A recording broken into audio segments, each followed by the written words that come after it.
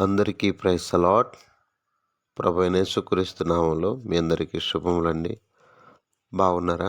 దేవుని ప్రియ బిడ్డలారా, నిజంగా ఈరోజు కూడా మీ జీవితంలో కొన్ని పోరాటాలు ఉన్నాయి.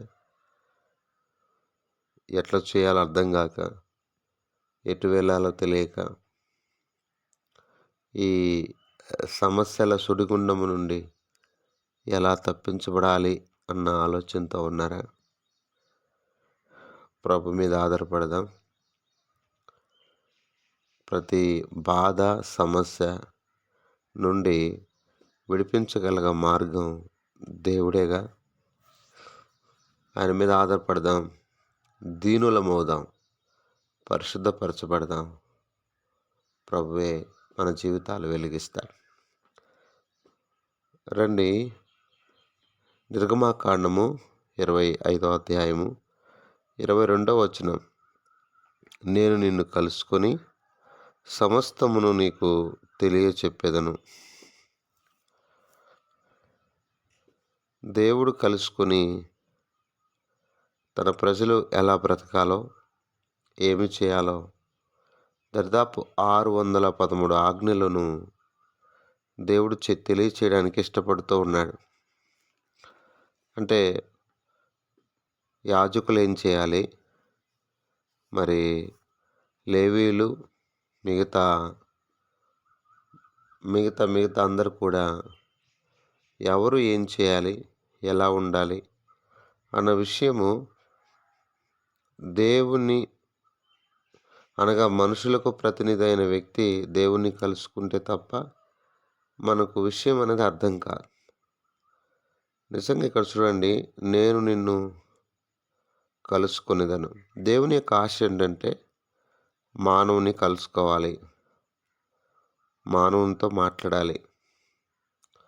మానవుడు భవిష్యత్ దినాల కొరకై మానవుని సంసిద్ధపరచాలి.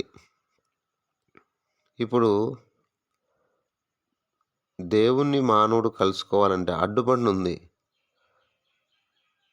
పాపాలనేటువంటి, దోషాలు అనేటువంటి అడ్డుబండి ఉంది. ఇవి లేకుంటేనే, ఈ అడ్డు లేకుంటేనే కలవగలం. ఆ అడ్డును తొలగించడానికి యేసుక్రీస్తు వారు గొర్రెపిల్లగా ప్రాయశ్చిత్తం చేయబడ్డాడన్న విషయం పాత నిబంధనలో గొర్రెపిల్లను చూస్తాం. కొత్త నిబంధనలో పాపాన్ని భరించిన గొర్రెపిల్లను చూస్తాం. పాపుల కొరకు బలైన గొర్రెపిల్లగా యేసుక్రీస్తు వారిని మనం చూస్తాం. దేవుని బిడ్డలారా, దేవునికి ఉన్న ఆశ ఏంటంటే మానవుని కలుసుకోవాలి. ఇదే నిర్గమకాండం 30వ అధ్యాయంలో నేను చదువుతాను. 6వ వచనాన్ని చదువుతున్నాను. బంగారుతోనూ క్షమించండి, 30వ అధ్యాయము 6వ వచనం. సాక్ష్యపు మందసమునొద్ద నుండు అడ్డుతెరల ఎదుట అనగా శాసనముల మీది కరుణాపీఠం ఎదుట నువ్వు దాన్ని ఉంచవలను. అక్కడ నేను నిన్ను కలుసుకుందును. అంటే కరుణాపీఠం ఎదుట కలుసుకుంటాడు. 2 కెరూబులు, వాటి మధ్య కరుణాపీఠం దగ్గరికి వస్తాడు. అక్కడికి ఎలా వెళ్ళాలి? 36వ వచనం నేను చదువుతున్నాను చూడండి. నేను నిన్ను కలుసుకొని ప్రత్యక్ష గుడారంలోని సాక్ష్యం మందసం ఎదుట దాన్ని ఉంచవలెను. అక్కడ నిన్ను అంటే దేవుడు కలుసుకునే స్థలము ఎక్కడైతే రక్తం చిందించబడి ఉంటుందో, ముఖ్యంగా కరుణాపీఠం దగ్గరికి యాజకుడు ఎలా రావాలంటే యాజకుడు ఎలా వస్తాడంటే లేవీకాండం 16వ అధ్యాయం. లేవీకాండము 16వ అధ్యాయము, లేవి 16వ అధ్యాయం 2వ వచనాన్ని చదువుతున్నాను. 2వ వచనం. నేను కరుణాపీఠం మీద మేఘంలో కనబడదును కనుక నీ సహోదరుడైన అహరోను చావుకున్నట్లు అతడు మందసం మీద కరుణాపీఠం ఎదుటిన అడ్డుతెరలోకి ఎప్పుడునూ రాకూడదు అని అతనితో చెప్పము.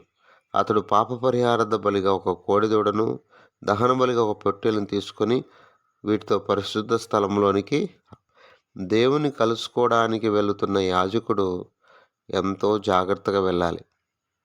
చాలా పరిశుద్ధంగా వెళ్ళాలి కదా! అవునండి. చాలా పరిశుద్ధంగా వెళ్ళాలి. 15వ వచనం చదువుతున్నాను. అప్పుడతడు ప్రజలర్పించు పాపపరిహార బలియగు మేకను వధించి అడ్డుతెర లోపలికి దాని రక్తమును తెచ్చి ఆ కోడె రక్తముతో చేసినట్లు దీని రక్తమును చేసి కరుణాపీఠం మీదట దాన్ని ప్రోక్షించవలెను. అంటే రక్తాన్ని తీసుకొని వెళ్తేనే ప్రవేశం. 16వ వచనం. అట్లు అతడు ఇశ్రాయేలు సమస్త పాపములను బట్టి, అనగా వారి అపవిత్రతను బట్టి, వారి అతిక్రమం బట్టి పరిశుద్ధ స్థలమునకు ప్రాయశ్చిత్తము చేయవలెను. పరిశుద్ధ స్థలమునకు ప్రాయశ్చిత్తము చేయవలెను. ప్రత్యక్ష గుడారం వారి మధ్య ఉండుట వలన వారు అపవిత్రతను బట్టి అది అపవిత్రమక్కున్నట్లు అతడు దానికి ప్రాయశ్చిత్తము చేయవలెను. కాబట్టి రక్తాన్ని తీసుకొని వెళ్తేనే ప్రవేశం, లేకపోతే లేదు.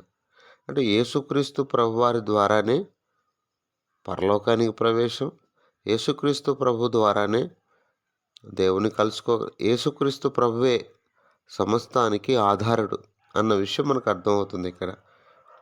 అర్థమైందండి? యేసు ప్రభువే మార్గం, సత్యం, జీవం. యేసు తప్ప. అందుకే పరలోకానికి సమృద్ధి అయిన ప్రవేశం యేసుక్రీస్తు రక్తము ద్వారా మనకు హెబ్రీ 10:19 చూస్తాం. సమృద్ధి అయిన ప్రవేశం కలుగుతూ వచ్చింది.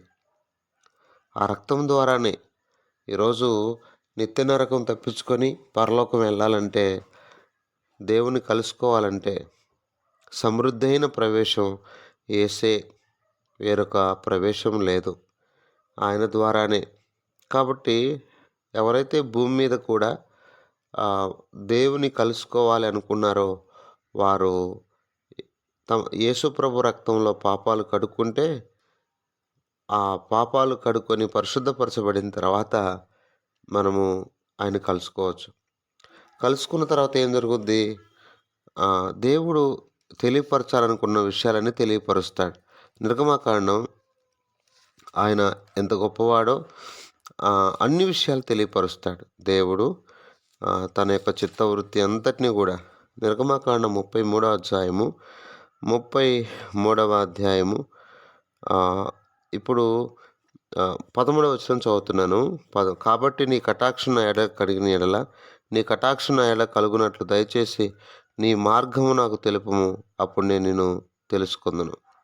కాబట్టి నీకు తెలుసుకోవాలి, ఆయన మార్గము తెలుసుకోవాలన్న ఆశ నీకుంటే ఖచ్చితంగా ప్రభువు తెలియచేస్తాడు. ఖచ్చితంగా తెలియజేస్తాడు. చాలా చక్కగా తెలియజేస్తాడు. ఆయన ఎవరో, ఆయన కొరకు నువ్వేం చేయాలో సమస్తాన్ని నీకు తెలియపరుస్తాడు. పశ్చాత్తాప హృదయముతో పాపము కడుక్కున్న విధానంగా, పాపములు కడగబడిన హృదయంగా నువ్వేనా ఆయన కలుసుకోగలిగితే, అర్థమైందండి? పాపంతో వెళ్తే కలుసుకోవడేమో, కానీ పరిశుద్ధంగా కనుక వెళ్ళగలిగితే ప్రభు నీకు అన్నీ తెలియపరుస్తాడు. 18వ వచనం 19వ వచనం. అతడు దయచేసి నీ మహిమను నాకు చూపమనగా ఆయన నా మంచితనము నీ ఎదుట కనుపరచెదను, యెహోవా అను నామం నీకు ప్రకటించెదను, నేను కరుణించు వారిని కరుణించెదను, ఎవరిని కనికరపడెదను వారిని యందు కనికరపడెదను. ప్రియమైన వారలారా, దేవుడు తన మంచితనమంతా కనుపరుస్తాడు, తెలియజేస్తాడు. ఆయన ఎంత మంచివాడో తెలియజేస్తాడు. ఆయన కొరకు ఏం చేయాలో సమస్తాన్ని తెలియజేస్తాడు.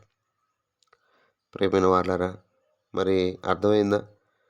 మనం ఏం చేయాలో, ఎలా వెళ్ళాలో 613 ఆజ్ఞలుగా చెప్పాడు పాత నిబంధనలో. ఈ కొత్త నిబంధనలో నీ దేవుని ప్రేమించని చెప్పాడు. అంత మాత్రమే కాదు, నిన్ను వారిని పొరుగు అని ప్రేమించని చెప్పాడు. ఇవి నెరవేర్చడానికి మనం ప్రయత్నం చేయగలిగితే నిజంగా ఎంత ధన్యులము. దేవుని కలుసుకున్న వ్యక్తి మాత్రమే, అంటే దేవునితో బంధం కలిగిన వ్యక్తి మాత్రమే ఈ పని చేయగలడు. దేవుని ప్రేమించగలడు, దేవుని ప్రజలను అనగా సృష్టిలో ఉన్న మానవుల్ని ప్రేమించగలడు.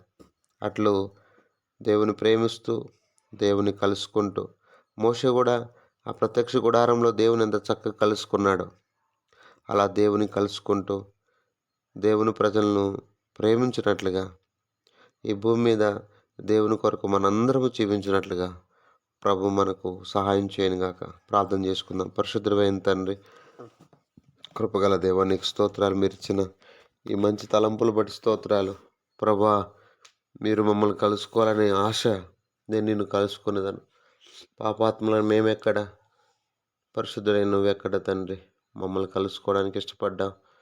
మా పాపరోత జీవితాన్ని కడిగి పవిత్రపరిచి యేసుక్రీస్తునే నా ప్రభా, నాయన అవతారం ద్వారా నిజంగా పరమ తండ్రి, నాయన త్రిత్వంలో రెండో వ్యక్తిగా యేసుక్రీస్తు వారి ద్వారానే మాకు ఈ విధానం నాయన నా ప్రభు చక్కగా మమ్మల్ని పవిత్రపరిచినందుకై, నీ రక్తంతో కడిగి సమృద్ధి అయిన ప్రవేశం ఇచ్చినందుకై స్తోత్రాలు.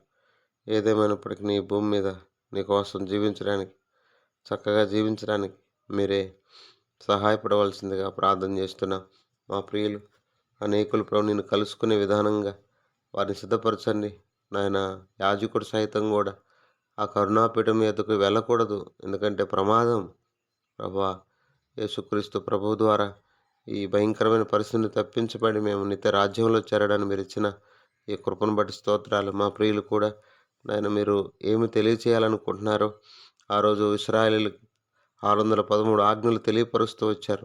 నీ మనసును తెలియపరిచారు, నీ ఉద్దేశాలు తెలియపరుస్తూ వచ్చారు, ఎలా బ్రతకాలో, ఎలా ఉండాలో. కాబట్టి మాకు కూడా మేము ఎలా ఉండాలో, ఎక్కడ ఉండాలో, ఏం చేయాలో, నేను పాపములు క్షమించబడ్డమే కాకుండా ఈ భూమి మీద నీ కోసం ఎలా జీవించాలో కూడా సమస్తాన్ని తెలియపరిచి మీరే మహిమ పొందండి. మోషే గారికి నీ మంచితనం తెలియపరిచిన దేవుడు, సమస్తాన్ని కనుపరిచిన దేవుడు, స్తోత్రాలు. మాకు కూడా మేమేం చేయాలో సమస్తాన్ని కూడా తెలియపరిచి ప్రభు నేను కలుసుకునే విధంగా మా జీవితాల్లో సిద్ధపరచమని, మా ప్రియులందరినీ కూడా దీవించమని యేసు పరిశుద్ధ నామంలో ప్రార్థన చేసి అడిగి పెట్టుకుంటున్నాం తండ్రి. ఆమేన్.